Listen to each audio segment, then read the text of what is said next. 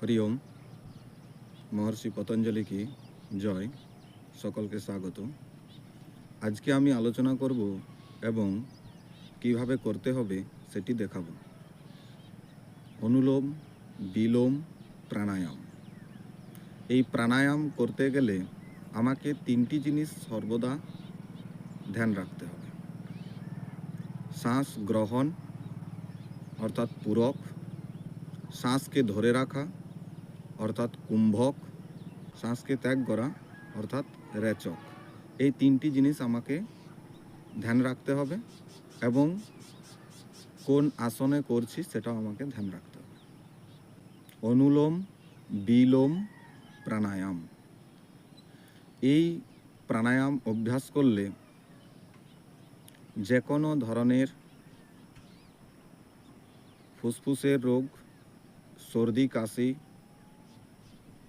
নাক বন্ধ হয়ে যাওয়া, সাইনাস, ব্রঙ্কাইটিস, এই সমস্ত রোগ ভালো হয়। রক্তে হিমোগ্লোবিন বাড়ে। এটি 3 থেকে 5 মিনিট পর্যন্ত অভ্যাস করা উচিত। তো এই অনুলোম বিলোম প্রাণায়াম করতে গেলে আমাকে প্রথমে এই হাতের একটি মুদ্রা জানতে হবে। এই যে বৃদ্ধাঙ্গুষ্ঠ, একে এরকম রাখছি, এই তারপরে যে দুটো আঙুল তর্জনী এবং মধ্যমা, এই তর্জনী এবং মধ্যমাকে বৃদ্ধাঙ্গুষ্ঠের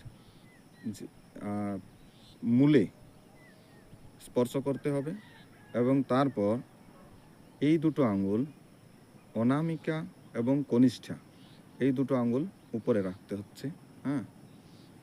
তো এই রকম মুদ্রাটি হবে। এরপরে এই বৃদ্ধাঙ্গুষ্ঠ দিয়ে আমরা ডান নাসারন্ধ্রে চাপ দেব এবং বাম নাসারন্ধ্র নিয়ে শ্বাস নেব এবং তারপর বাম নাসারন্ধ্রতে শ্বাস নেব এবং এই সমস্ত কাজগুলো চোখ বুজে করতে হয়। এখন আমি আপনাদের দেখানোর জন্য করছি যে ডান নাসারন্ধ্রে চাপ দিলাম, তারপর বাম নাসারন্ধ্রে শ্বাস নিলাম। এই শ্বাসকে কিছুক্ষণ রাখলাম কুম্ভক করে, তারপর এই অনামিকা এবং কনিষ্ঠা দিয়ে